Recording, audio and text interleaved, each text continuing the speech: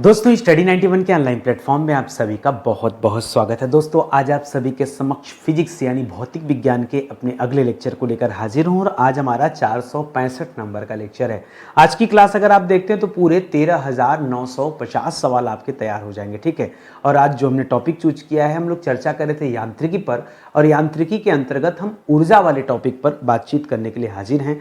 बहुत सारे सवाल यहाँ पर ऊर्जा से संबंधित दिए गए हैं जिन पर आज की क्लास में हम चर्चा करेंगे, ठीक है। और आज हमारा दोस्तों ध्यान देंगे तो आज हमारा 10वें नंबर का लेक्चर है। अब तक कुल 6 विषय मैं आपको पढ़ा चुका हूं, जिसमें एंशिएंट, मिडावल, मॉडर्न पूरी हिस्ट्री कवर हो चुकी है, पूरा इंडियन पॉलिटी कवर हो चुका है, पूरा वर्ल्ड ज्योग्राफी और इंडियन ज्योग्राफी भी कवर हो चुका है। और इस सभी को कवर करते हुए 7वें नंबर पर अब हम साइंस की शुरुआत कर रहे हैं, ठीक है। तो चलिए स्टार्ट करते हैं और पढ़ना, ठीक है। ध्यान देंगे स्टडी 91 के प्लेटफॉर्म से हमने बहुत सारे पेड कोर्स बना के रखे हैं। यदि आपकी इच्छा हो, आप जानना चाहते हो कि नितिन सर कैसा पेड कोर्स पढ़ाते हैं, तो एक मौका दीजिए और हमारे साथ जुड़कर आप तैयारी कीजिए। दोबारा आप कहीं भागेंगे नहीं, कहीं जाएंगे नहीं, ठीक है। क्यों? आपको भरोसा हो जाएगा कि यहीं रहकर एक अच्छी शिक्षा ग्रहण की जा सकती है। तो एक मौका दीजिए, मैं आपसे ये निवेदन करना चाहता हूँ, ठीक है। चलिए सीधे आते हैं अपने सवालों पर, और बहुत ही अच्छे अच्छे सवाल हैं। ध्यान देंगे आज हमारा 465 नंबर का लेक्चर है और आज की क्लास देखते हैं तो कुल 13,950 सवाल तैयार होगा, ठीक है। पहला सवाल ध्यान से सोच समझ के जवाब दीजिएगा। यांत्रिकी के अंतर्गत ऊर्जा वाला चैप्टर है। इसमें हम लोग क्या पढ़ने वाले हैं? हम लोग गतिज और स्थितिज ऊर्जा से संबंधित सवालों को देखने वाले हैं। बहुत ही आनंद आएगा आपको। पहला सवाल दे रहा है कि गतिज ऊर्जा ये किस पर निर्भर करती है, ठीक है। गतिज ऊर्जा, गतिज ऊर्जा को कहते हैं क्या दोस्तों? गतिज ऊर्जा को कहा जाता है काइनेटिक एनर्जी। क्या कहा जाता है? इसे कहा जाता है काइनेटिक एनर्जी कहा जाता है। और ये किस पर निर्भर करता है दोस्तों? तो जो काइनेटिक एनर्जी होता है ना, ये दो चीजों पर निर्भर करता है, ठीक है। किस पर? एक तो मास पर निर्भर करता है, मास यानी द्रव्यमान पर, मास यानी द्रव्यमान पर। दूसरा दोस्तों उस वस्तु के वेग पर निर्भर करता है, ठीक है। वेग यानी वेलोसिटी पर, ठीक है। तो इसको आप याद रखेंगे, ये इंपॉर्टेंट हो जाएगा। किस पर? द्रव्यमान और वेग पर निर्भर करता है क्या? गतिज ऊर्जा, ठीक है। ये आप ध्यान रखेंगे। अच्छा कैसे, जरा इसको समझिएगा। मान लीजिए पहाड़ पर से कोई आप पिंड जो है नीचे धरती की तरफ गिरा रहे हैं, तो अब वो पिंड अगर हल्का है, द्रव्यमान कम है उसका, तो वेग दोस्तों दूसरा होगा। द्रव्यमान अधिक होगा तो वेग अलग होगा, हाँ। तभी तो काइनेटिक एनर्जी ज्यादा कम हो सकती है। तो डिपेंड किस पे करता है? यह उस पिंड के या उस वस्तु के वेग पर निर्भर करता है और साथ ही साथ द्रव्यमान पर भी, क्योंकि उसको जितना ज्यादा ऊंचाई से गिराएंगे वेग में प्रभाव पड़ेगा, परिवर्तन आएगा। कम ऊंचाई से गिराएंगे तो अलग परिवर्तन होगा, ज्यादा ऊंचाई से गिराएंगे तो परिवर्तन अलग होगा, ठीक है। तो इसको भी ध्यान में रखेंगे, अभी आगे समझ में आ जाएगा। कह रहा कणों की गतिज ऊर्जा किस में सर्वाधिक होती है, ठीक है। यहां भी देखिए आप दो तरीके से उत्तर दीजिएगा। आपको परीक्षा में मिल सकता है गैस, ठीक है। तो याद रखिएगा गैसों में कणों की जो गतिज ऊर्जा है ये सर्वाधिक होती है। क्यों? क्योंकि दोस्तों गैस ही तो है जिसमें क्या होता है दोस्तों, कण जो होते हैं दूर दूर होते हैं, ठीक है। गैस में जो कण होते हैं दोस्तों, ये क्या होते हैं? बहुत दूर दूर होते हैं, ठीक है। बहुत दूर दूर होते हैं। इसी वजह से दोस्तों ऐसा हो रहा है, क्योंकि ठोस होता तो कण बहुत पास पास होते, तब कहां कुछ हो पाता। तो चाहे आपको एग्जाम्पल गैस का मिल सकता है या आजकल एक अपडेटेड एग्जाम्पल मिल सकता है प्लाज्मा। जी हाँ दोस्तों, प्लाज्मा को दोस्तों ये पदार्थ की चौथी अवस्था कहा जाता है। क्या कहा जाता है इसे? पदार्थ की चौथी अवस्था कहा जाता है। चौथी अवस्था कहा जाता है, इसे भी आप याद रखेंगे, ठीक है। तो कणों की जो गतिज ऊर्जा होती है वो सबसे ज्यादा किसमें होती है? वैसे तो मेरे हिसाब से आप प्लाज्मा कीजिए। यदि प्लाज्मा ऑप्शन में नहीं दिया गया है तो आप दोस्तों गैस कीजिएगा, वरना प्लाज्मा क्या होगा? सबसे बेहतरीन उत्तर हो सकता है। कह रहा जब एक संपीड़ित स्प्रिंग को छोड़ा जाता है तो ये अपनी स्थितिज ऊर्जा को किस में बदल लेता है? देखिए जब तक संपीड़ित है, ठीक है, तब तक उसमें स्थितिज ऊर्जा, लेकिन जैसे छोड़ देंगे वह स्प्रिंग क्या होता है? कंपन करना लगता है, ऐसे ऐसे, हाँ। तो याद रखेगा उसकी स्थितिज ऊर्जा जो है दोस्तों वो गतिज ऊर्जा में परिवर्तित हो जाती, ठीक है। तो यहाँ पे उत्तर क्या हो जाएगा दोस्तों? गतिज ऊर्जा, ठीक है। ध्यान दीजिएगा, जब कभी आप स्प्रिंग को छोड़ेंगे तो स्प्रिंग की जो स्थितिज ऊर्जा है वह गतिज ऊर्जा में परिवर्तित हो जाती है, ठीक है। एक लाइन में इसको आप याद रखेंगे, यह आपके लिए बेहतरीन सवाल हो जाएगा। आगे बढ़िए, कह रहा गतिशील वस्तु में कौन सी ऊर्जा होती है। अब जब दे ही दिया है दोस्तों, वस्तु कैसी दोस्तों, गतिशील है। एक बात आप याद रखिएगा, दो मामले हो सकते हैं। यदि वस्तु स्थिर है तो उसमें स्थितिज ऊर्जा होगी। क्या इसमें पूछने वाली क्या बात है बताइए, यदि वस्तु स्थिर है तो उसमें स्थितिज ऊर्जा होगी, यदि वस्तु गति कर रही है तो उसमें क्या होगा दोस्तों, उसमें गतिज ऊर्जा होगा। ठीक है, स्थितिज ऊर्जा को पोटेंशियल एनर्जी कहा जाता है। क्या कहा जाता है, इसे पोटेंशियल एनर्जी कहा जाता है। ठीक है, इसे पोटेंशियल एनर्जी कहा जाता है और गतिज ऊर्जा को जो है इसे काइनेटिक एनर्जी कहा जाता है। अभी पूछ रहा कि गतिशील वस्तु में कौन सी ऊर्जा होती है, तो क्या बताएंगे दोस्तों, इसमें तो गतिज ऊर्जा होगा, सिंपल सी बात है। ठीक है, तो ये बड़ा आसान सा सवाल है, कुछ ऐसा कठिन नहीं है, आप इसे आराम से समझ सकते हैं, कर सकते हैं। अगला सवाल देखिए, कह रहा वस्तु में गतिज ऊर्जा की वृद्धि किसके कारण होती है बताइए। कह रहा किसके वजह से गतिज ऊर्जा बढ़ सकती है, अगर वस्तु का वेग बढ़ जाए। हाँ, यदि वस्तु का वेग बढ़ जाए, ठीक है, यदि वस्तु का वेग बढ़ जाए, ठीक है, वेग बढ़ जाए तो उसकी गतिज ऊर्जा में क्या होगा, परिवर्तन होगा, सीधे सीधे उसकी गति ऊर्जा भी बढ़ जाएगी। या वेग न लिख करके गति लिख दीजिए, यदि वस्तु की गति बढ़ जाए, ठीक है, यदि वस्तु की क्या हो जाए दोस्तों, गति बढ़ जाए तो वहां पे क्या होगा दोस्तों, तो वहां पे गतिज ऊर्जा भी क्या हो जाएगा, वृद्धि हो जाएगा, वो भी बढ़ जाएगी, सिंपल सी बात है। ठीक है, तो इसे आप ध्यान रखिएगा। आगे बढ़िए, अगला सवाल, अगला कह रहा है जल विद्युत गृह। जल विद्युत गृह मतलब जहां पर ये टरबाइन वगैरह लगे होते हैं, जहां पर बिजली बनता है। ठीक है, कह रहा है जल विद्युत गृह में विद्युत ऊर्जा में परिवर्तित होने वाली कौन सी ऊर्जा होती है। ठीक है, तो जो जल विद्युत गृह है उसमें तो विद्युत तो बनता है, ये टरबाइन पर आके जल गिरता है तब जाकर दोस्तों विद्युत बनता है, तो वहां पर कौन सी ऊर्जा होती है, तो पानी बहकर आता है, इसलिए दोस्तों उसे गतिज ऊर्जा कहेंगे। ठीक है, पानी बहकर आता है इसलिए उसे हम क्या कहेंगे, गतिज ऊर्जा। एक चीज और याद रखिएगा, अब यहां सवाल आपके साथ खेलता है, आप ध्यान से मेरी बात सुनिएगा। यदि आपसे पूछे कि बांध में संचित जल में कौन सी ऊर्जा होती है, पानी गिर नहीं रहा है, सिर्फ कह रहा है कि बांध में जल संचित है, रोक कर रखा गया है, उसमें गतिज ऊर्जा है। जैसे ही बांध को खोल दिया जाएगा, अब वो पानी नीचे गिरने लगेगा, तो बांध में जो संचित जल है उसमें स्थितिज ऊर्जा है। क्यों, पानी तो स्थिर है ना, अभी बह नहीं रहा है, लेकिन जैसे बांध को खोल दिया जाएगा पानी बहना शुरू हो जाएगा, फिर उसमें काइनेटिक एनर्जी आ जाएगी, वो गतिज ऊर्जा आ जाएगा। और अब वो पानी क्या है, टरबाइन पे गिरेगा, मोटर घूमेगा, टरबाइन घूमेगा, तो दोस्तों क्या होगा, वहां पर विद्युत पैदा होगा। ठीक है, अब जाकर विद्युत ऊर्जा वहां पर आएगा। तो यहां पर दोस्तों फाइनली जो पानी गिरता है तभी बिजली बनती है, इसलिए सीधे सीधे स्थितिज ऊर्जा की बात कीजिएगा या गतिज ऊर्जा की बात कीजिएगा, स्थितिज की बात न कीजिएगा।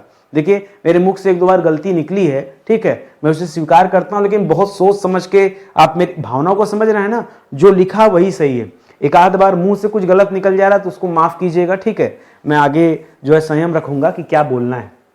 आगे देखिए, कह रहा बैटरी किस ऊर्जा को विद्युत ऊर्जा में परिवर्तित कर देती है। ठीक है दोस्तों, आपने देखा होगा इस तरह से कुछ बैटरी होता है। ठीक है, इस पे प्लस माइनस का सिंबल होता है। इस बैटरी में दोस्तों कौन सी ऊर्जा भरी होती है, तो इस बैटरी में रासायनिक ऊर्जा होती है। कौन सी होती है, इस बैटरी में रासायनिक ऊर्जा होती है, जो विद्युत ऊर्जा में क्या होती है, परिवर्तित होती है। ठीक है, तो ये भी बहुत अच्छा सवाल हो गया। ठीक है, इसको आप ध्यान रखेंगे। इसी तरह से कह रहा है कि पवन चक्की जानते हैं ना, पवन चक्की में उसका जो पत्तियां होती है जब वो घूमती हैं, किसकी वजह से, हवा के चलने की वजह से।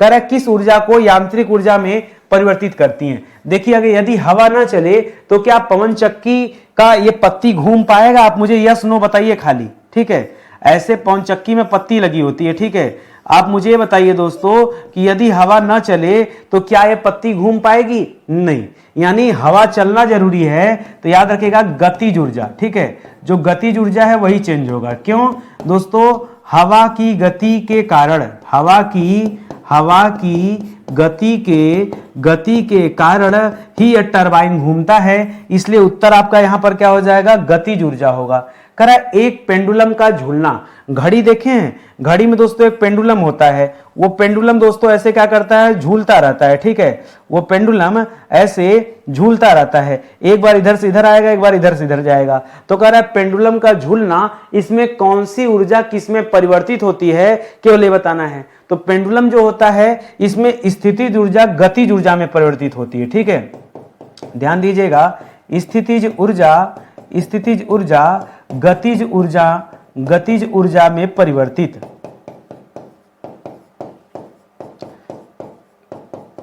स्थितिज ऊर्जा गतिज ऊर्जा में दोस्तों क्या होती है, परिवर्तित होती है। इसको भी आप जो है ध्यान में रखेंगे, ठीक है। इसी तरह आगे बढ़िए, कह रहा है संवेग का मान यदि दोगुना हो जाए तो बताइए गतिज ऊर्जा का मान क्या होगा। देखिए संवेग बराबर क्या होता है दोस्तों, मैं आपको बता दूं यदि आपको याद ना हो, संवेग बराबर होता है यम इंटू वी, जहां यम का तात्पर्य द्रव्यमान से होता है और वी का तात्पर्य वेग से होता है, ठीक है। और आप ये भी जानते हैं कि गतिज ऊर्जा बराबर क्या होता है, आप पढ़ते हैं गतिज ऊर्जा बराबर हाफ mv स्क्वायर होता है। क्या होता है, 1/2 mv²। ये जो mv स्क्वायर है इसी से मामला बदल जाता है। यदि संवेग का मान दोगुना हो, यदि संवेग का मान दोगुना हो तो गतिज ऊर्जा का मान कितना होगा दोस्तों, यह 2 गुना का 2 गुना और बढ़ जाएगा, 4 गुना हो जाएगा। कितना हो जाएगा, संवेग के साथ अगर इसका कंपैरिजन करेंगे तो कितना उत्तर आ जाएगा, 4 गुना हो जाएगा। कभी एकदम ध्यान से पढ़िएगा, चाहे वेग चाहे संवेग दोनों में 4 गुना हो जाएगा। लेकिन यदि द्रव्यमान के साथ करेंगे तो फिर मामला चेंज रहेगा। अभी आगे आपको दिखाऊंगा एग्जांपल, सुनिएगा। कह रहा किसी बंदूक से गोली चलाने पर इसकी संभावित स्थितिज ऊर्जा जो है किस में परिवर्तित हो जाती है। जब तक गोली स्थिर है तब तक स्थितिज ऊर्जा, लेकिन जैसे गोली चला दिया अब वो गतिज ऊर्जा में दोस्तों बदल जाती है, ठीक है। ये तो सिंपल सी बात है ना, केवल भावनाओं को समझिए, अपने आप स्थितिज ऊर्जा और गतिज ऊर्जा को आप समझ लेंगे। जब तक कोई चीज स्थिर है समझिए स्थितिज ऊर्जा है, जैसे उसमें गति आ गया बस एक लाइन में याद रखिए उसमें गतिज ऊर्जा है। जब तक गोली उस बंदूक में थी वहां पर स्थितिज ऊर्जा है, लेकिन जैसे गोली चला दिया अब गोली को दोस्तों पीछे से धक्का मिला, प्रेशर मिला और तेजी से गोली आगे बढ़ रही है तो वहां पर गतिज ऊर्जा आ जाएगा, काइनेटिक एनर्जी आ जाएगा, ठीक है। करेक्ट, किसी वस्तु का द्रव्यमान यदि 2 गुना हो जाए, किसी वस्तु का द्रव्यमान यदि 2 गुना हो जाए तो उसकी गतिज ऊर्जा दोस्तों कितनी हो जाएगी ये बताइए, ठीक है। गतिज ऊर्जा भी दोस्तों द्रव्यमान के 2 गुना होने पर, देखिए यहां पर v स्क्वायर में था, यम पे ऊपर कुछ नहीं स्क्वायर है ना, तो द्रव्यमान जितना रहेगा, अगर द्रव्यमान 2 गुना हो रहा है, ध्यान दीजिएगा, अगर द्रव्यमान क्या हो रहा है दोस्तों 2 गुना हो रहा है तो इसका इंपैक्ट कहां पड़ेगा, याद रखिएगा गतिज ऊर्जा भी 2 गुना हो जाएगा, सेम बढ़ता है, ठीक है। जो गतिज ऊर्जा है वो भी 2 गुना हो जाएगा। अंतर कहां पड़ता है, जब उसके वेग में परिवर्तन होता है, वेग या संवेग या वहां होगा तब उसको आप बढ़ा देंगे, ठीक है, स्क्वायर में कर देंगे। 2 गुना से मतलब नहीं है। मान लीजिए मैं कहता कि वेग क्या हो गया दोस्तों, यहां लिखा है 2 गुना हो गया, ठीक है। तो अगर वेग 2 गुना हो गया तो 2 पे स्क्वायर किया तो 2 दूना के 4 हो गया, ठीक है। इसी तरह मान लीजिए हमने कहा वेग 4 गुना हो गया तो 4 पे स्क्वायर करेंगे तो 4 गुणे 4, 4 चौका 16 हो जाएगा, 16 गुना। 4 दूना 8 ना कीजिएगा, बहुत सारे बच्चे ऐसे भी गलती करते हैं, इसको बहुत ध्यान से समझिएगा। मैं बहुत डिफिकल्ट चीज नहीं बता रहा हूं, बहुत आसान चीज आपको समझा रहा हूं।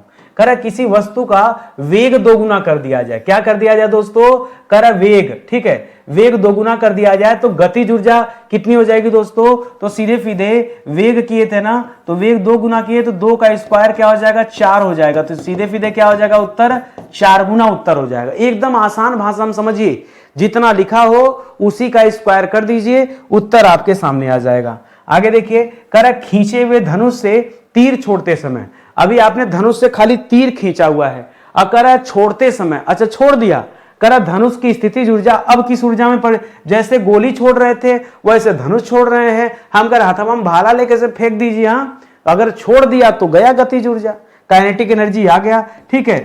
देखिए अनेक एग्जाम्पल आपके सामने परीक्षा में बन सकता है, आपको ध्यान बस देना है कि हमें उत्तर क्या बताना है, ठीक है। यदि चीजें समझ में आएंगी तो उत्तर आप आसानी से बता लेंगे, नहीं समझ में आएंगी तो फिर कहां आप फंस के रह जाएंगे, उसी में आप बता नहीं पाएंगे। कह रहा गिरते हुए नारियल में कौन सी ऊर्जा होती है, जब तक नारियल उस पेड़ पर टिका था तब तक मामला ठीक ठाक था, लेकिन जैसे दोस्तों नारियल क्या हो गया, पेड़ से गिरा, ठीक है, नारियल पेड़ से गिरा तो बताइए कौन सी ऊर्जा, गति हो रही है ना, तो उत्तर क्या हो जाएगा, गतिज ऊर्जा। सर आज आपने इतना एग्जाम्पल दे दिया कि स्थितिज ऊर्जा और गतिज ऊर्जा, अब तो मैं सोए जो है बता दूंगा कि किसमें कौन सी ऊर्जा है। हाँ बहुत बढ़िया, मैं ही चाहता भी हूं, ठीक है। ध्यान देंगे, हमने अब तक बहुत सारे विषय पढ़ाए हैं और विधिवत पढ़ाया है, पूरा इतिहास, पूरा संविधान और पूरा भूगोल। इसमें आप एक भी ऐसा टॉपिक नहीं पाएंगे जहां पर हम लोगों ने क्लास में चर्चा न किया हो। आप भरोसे के साथ आइए, हमारे साथ मिलजुल कर पढ़िए। और ऐसे ही नहीं, मैंने 13,000 से ज़्यादा सवाल पढ़ा दिया। ये सवाल पढ़ाते पढ़ाते मतलब बहुत बहुत मेहनत लगा, बहुत मेहनत लगा। आप एक बार मौका दीजिए, जुड़िए हमारे साथ, फिर आपको लगेगा कि कितनी अच्छी आपकी जो है तैयारी हो पाई है। ठीक है, कुल मिला के 455 लेक्चर, 450 लेक्चर लग गया दोस्तों मुझे इन 6 विषयों को समाप्त करने में। अब हम 7वें विषय पर फिजिक्स को समाप्त कर रहे हैं। फिजिक्स क्लियर हो जाएगा तो केमिस्ट्री पर आएंगे, केमिस्ट्री क्लियर हो जाएगा तो बायोलॉजी पर आएंगे, और बायोलॉजी क्लियर हो जाएगा तो फिर इकोनॉमिक्स पे आएंगे, जिसका आप सभी बहुत दिनों से डिमांड किए जा रहे हैं। कह रहा है घड़ी की चाबी में कौन सी संचित ऊर्जा है? बताइए सोच समझकर। घड़ी की चाबी में, घड़ी में अब तो आती नहीं उस तरह की घड़ी, पहले घड़ी में चाबी भरी जाती थी। तो वही कह रहा है घड़ी की चाबी में कौन सी ऊर्जा है? तो अभी इसमें पोटेंशियल एनर्जी होता है, स्थितिज ऊर्जा है। ठीक है, कहीं भाग नहीं रही ना, तो याद रखेगा जब आप चाबी भरते हैं तो उसमें क्या होता है? स्थितिज ऊर्जा होता है, जिसे हम क्या कहते हैं? पोटेंशियल एनर्जी कहते हैं। क्या कहते हैं? पोटेंशियल। ठीक, यही लिखा है ना स्पेलिंग? ठीक है, देख लीजिएगा। ठीक है, मेरी इंग्लिश भी थोड़ी गुलाबी है। ठीक है, तो पोटेंशियल एनर्जी याद रखेंगे। ठीक है, ये घड़ी की चाबी में पोटेंशियल एनर्जी होती है। ठीक है, आगे बढ़िए। कह रहा साइकिल चलाते समय ऊर्जा का किस प्रकार रूपांतरण होता है? आप साइकिल चला रहे हैं तो देखिए, पहले जो व्यक्ति चलाएगा उसका जो पेशीय ऊर्जा होगा, कौन सा ऊर्जा भाई? आपकी मांसपेशियां काम कर रही है ना, तो उसका पेशी ऊर्जा किसमें परिवर्तित हो जाएगा दोस्तों? सबसे पहले पेशी ऊर्जा क्यों, पहले रासायनिक ऊर्जा उठाइए। ठीक है, पहले रासायनिक ऊर्जा उठाइए। ठीक है, रासायनिक ऊर्जा पहले अब आप कहेंगे सर रासायनिक ऊर्जा कैसे? अरे कुछ खाएंगे पिएंगे नहीं तो पावर कहां से लगेगा?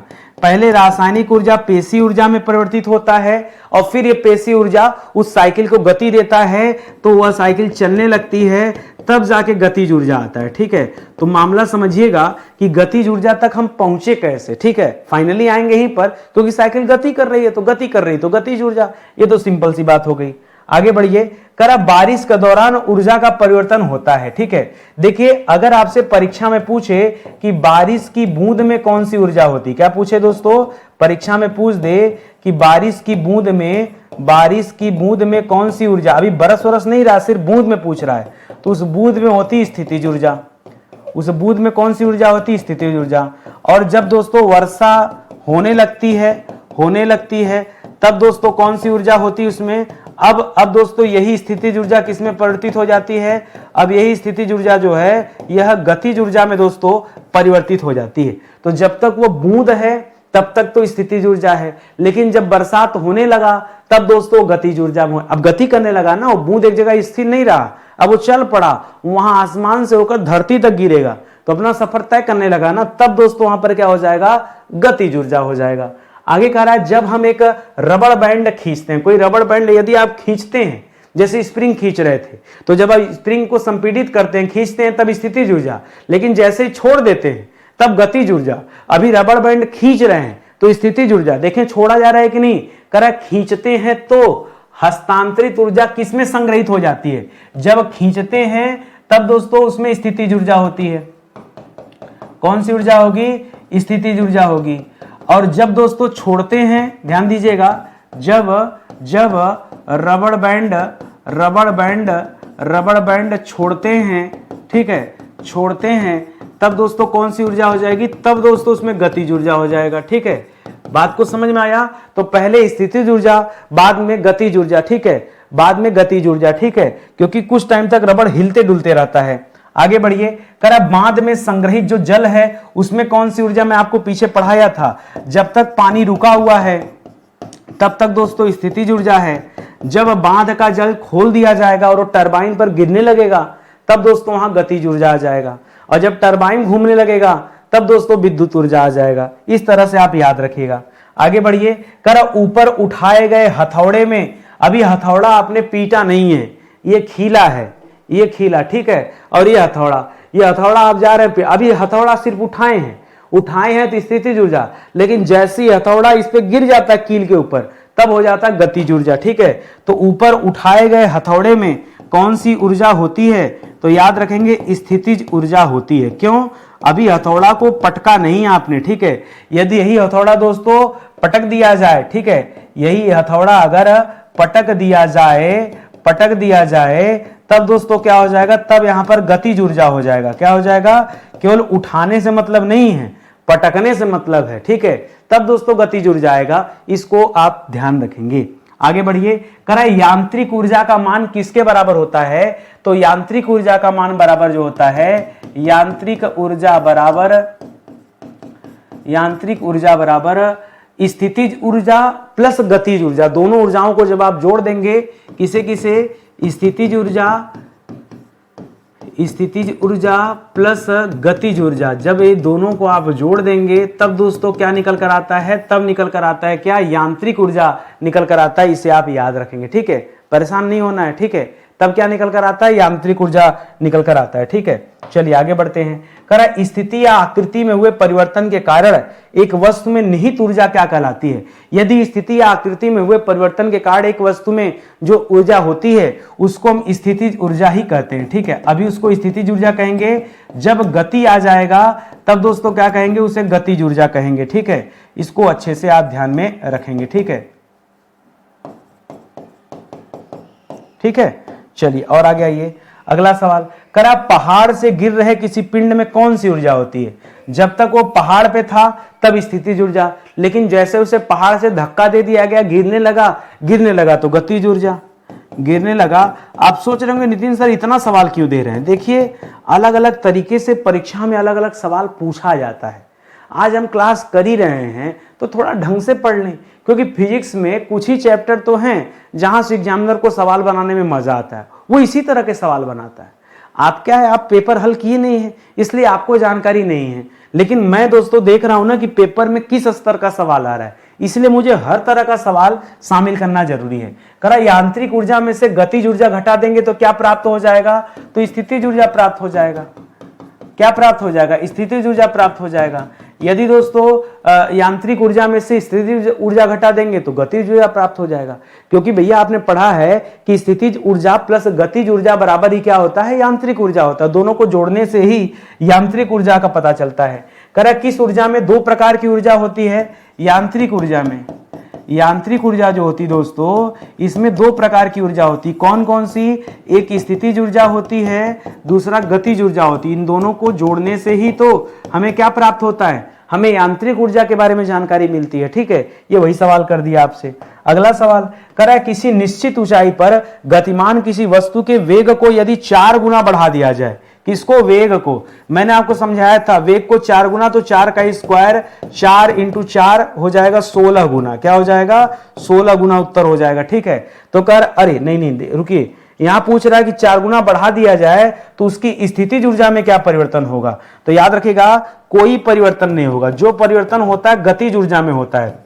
ध्यान दीजिएगा, ऐसे स्पीड में गलतियां हो जाती हैं, कोई परिवर्तन नहीं होगा। क्यों नहीं होगा दोस्तों, क्योंकि मामला स्थितिज ऊर्जा का है। हां, कब परिवर्तन होता, जब आपसे गतिज ऊर्जा के बारे में पूछता, और गतिज ऊर्जा में कितना परिवर्तन होता, तो 16 गुना का, ठीक है। गतिज ऊर्जा के बारे में पूछता तब आप क्या बताते, 16 गुना बताते, ठीक है।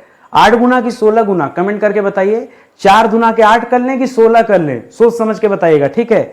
फिलहाल यहां उत्तर जो हमारा है स्थितिज ऊर्जा के बारे में, तो इसमें तो फिलहाल तय है कि कोई परिवर्तन नहीं होगा, ये एकदम साफ सुथरा याद रखिए।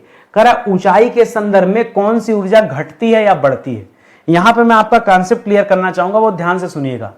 यदि स्थितिज ऊर्जा की हम बात करें, इसकी बात करें, यदि हम स्थितिज ऊर्जा की बात करें, ध्यान से सुनिएगा, तो दो मामले होते हैं। या तो ऊंचाई दोस्तों बढ़ रही होगी, क्या हो रहा होगा दोस्तों, या तो ऊंचाई दोस्तों क्या हो रहेगी, बढ़ रही होगी, और या तो दोस्तों ऊंचाई क्या हो रही होगी, घट रही होगी। यही हो रहा होगा, या तो ऊंचाई बढ़ रही होगी या तो घट रही होगी। स्थितिज ऊर्जा जो होती है ऊंचाई बढ़ने पर बढ़ती है, ऊंचाई बढ़ने पर बढ़ती है, ठीक है। और पोटेंशियल एनर्जी पीई लिख दे रहा हूं, ठीक है, पोटेंशियल एनर्जी बढ़ती है। और ऊंचाई घटने पर पोटेंशियल एनर्जी क्या होती है दोस्तों, घटती भी है, ठीक है, घटती भी है। इसे दोस्तों आप याद रखिएगा, बढ़ने के साथ बढ़ती है और घटने के साथ घटती है, कौन सी, पोटेंशियल एनर्जी। लेकिन यदि मैं यही काइनेटिक एनर्जी की बात करूं, यहीं पे मैं गतिज ऊर्जा की बात करूं, यहीं पे मैं यदि गतिज ऊर्जा की बात करूं और यही सवाल मैं आपसे गतिज ऊर्जा के बारे में पूछ लूं कि बताइए यदि ऊंचाई बढ़ रहा हो तो क्या होगा या ऊंचाई घट रहा हो तो क्या होगा, तो पता आप क्या जवाब देंगे? तब आप जवाब देंगे ऊंचाई बढ़ने के साथ जो काइनेटिक एनर्जी होता है वह दोस्तों घटता है, घटती है। ठीक है, काइनेटिक एनर्जी घटती है और ऊंचाई घटने के साथ काइनेटिक एनर्जी बढ़ती है। ठीक है, ये बड़ा दोस्तों अच्छा पॉइंट था, तो इसे मेरे हिसाब से आप याद रखिएगा। यहाँ 4 सवाल बनता है और ये 4 अपने आप में अद्भुत सवाल है। स्थितिज ऊर्जा ऊंचाई बढ़ने के साथ बढ़ती है, घटने के साथ घटती है, जबकि गतिज ऊर्जा में ठीक इसका विपरीत होता है। इस तरह से कम शब्दों में आप इसे याद रख सकते हैं। ठीक है, बहुत अच्छा सवाल समझा दिया हूं आपको। परीक्षा में यहां से 100% सवाल आता है, इसको मोस्ट इंपॉर्टेंट क्वेश्चन में आप रख लीजिए, मोस्ट इंपॉर्टेंट। ठीक है, आगे देखिए, यदि कोई बच्चा गैस से भरा हुआ गुब्बारा छोड़ता है, आप गुब्बारा फुलाइए और छोड़ दीजिए, तो आप देखेंगे गुब्बारा ऊपर भाग जाता है अपने आप, पीछे से हवा निकलती, गुब्बारा ऊपर चला जाता है। ठीक है, तो बताइए क्या होता है, स्थितिज ऊर्जा का मान क्या होता है? अभी आपने पढ़ा कि यदि गुब्बारा ऊपर जाता है, दोस्तों ध्यान दीजिएगा, यदि गुब्बारा क्या होता है दोस्तों, ऊपर जाता है, तो सिंपल सी बात है, स्थितिज ऊर्जा क्या होगा, स्थितिज ऊर्जा का मान क्या होगा दोस्तों, बढ़ेगा। सिंपल सी बात है ना। यदि गुब्बारा नीचे जाता तो स्थितिज ऊर्जा का मान घट जाता, लेकिन ज्यादातर स्थिति में ऊपर ही जाता है। ज्यादातर क्या, वो ऊपर ही जाएगा, हवा का प्रेशर नीचे होता है तो गुब्बारा तो ऊपर ही जाएगा। कह रहा हवाओं में कैसी ऊर्जा होती है, क्योंकि हवा दोस्तों हमेशा गतिशील होती है। ठीक है, हवा कभी रुकी नहीं रहती है, हवा हमेशा गतिशील हो रहती है। ठीक है, गतिशील रहती है। आपको पता चले ना चले, लेकिन हवा हमेशा क्या होती, गतिशील रहती है। और गतिशील होने की वजह से इसमें कौन सी ऊर्जा होती दोस्तों, इसमें गतिज ऊर्जा होती है। ऐसा मत सोचिएगा कि हवा स्थिर है तो वहां कौन सी ऊर्जा, स्थिर होती नहीं। पहली बात, हवा हमेशा बहती रहती है, हमेशा चलती रहती है, आपकी इंद्रियों को महसूस हो या न हो। ठीक है, इस तथ्य को आप याद रखेंगे। इस प्रकार यहां भी गतिज ऊर्जा आपका जवाब हो जाएगा। मैं आपसे पुनः निवेदन कर रहा हूं दोस्तों, आप एक मौका दीजिए और हमारे साथ हमारे पेड कोर्स को पढ़ के देखिए। आपका ना तो पैसा डूबेगा, ना आपका समय बर्बाद होगा। जो इंसान फ्री में इतना मेहनत कर सकता है, आपके लिए इतना अच्छा अच्छा कंटेंट दे सकता है, वो इंसान अपने पेड क्लास में मेहनत नहीं करेगा? आपको लगता है? आप एक बार दोस्तों बैच ज्वाइन करके देखिए, फिर आप हमेशा के लिए याद रखेंगे कि नितिन सर ने क्या कहकर बुलाया था। ठीक है, यदि मेरे ऊपर भरोसा है तो। और हर एक क्लास में मैंने डेमो भी दिया है, पहले आप डेमो देख लो, संतुष्ट हो जाओ, फिर ज्वाइन कर लेना। ठीक है, लेकिन करो एक बार ज्वाइन, एक मौका कम से कम आप अपने नितिन सर को दीजिए, ताकि आपकी अच्छी तैयारी हो सके, पढ़ाई हो सके और आप अपने उद्देश्य में सफल हो पाए, अपने लक्ष्य तक पहुंच पाए। ठीक है, कहीं कोई जानकारी चाहिए एक्स्ट्रा तो ये हमारा हेल्पलाइन नंबर है, इस पर आप कॉल कर सकते हैं, व्हाट्सअप कर सकते हैं, कनेक्ट हो सकते हैं, जो भी क्वेरी है वो पूछ सकते हैं। ठीक है, हमारा नया एप्लीकेशन स्टडी 91 ऑफिशियल, इसी पे सारी क्लास दी जा रही है, तो इसे आप डाउनलोड कर लीजिए प्ले स्टोर से। सारी क्लास यहीं पे चलेगी, डेमो भी देख सकते हैं, परचेज भी कर सकते हैं। ठीक है, बहुत बहुत धन्यवाद आप सभी का। मिलते हैं अगले लेक्चर में, तब तक के लिए जय हिंद, जय Bharat. Thank you so much.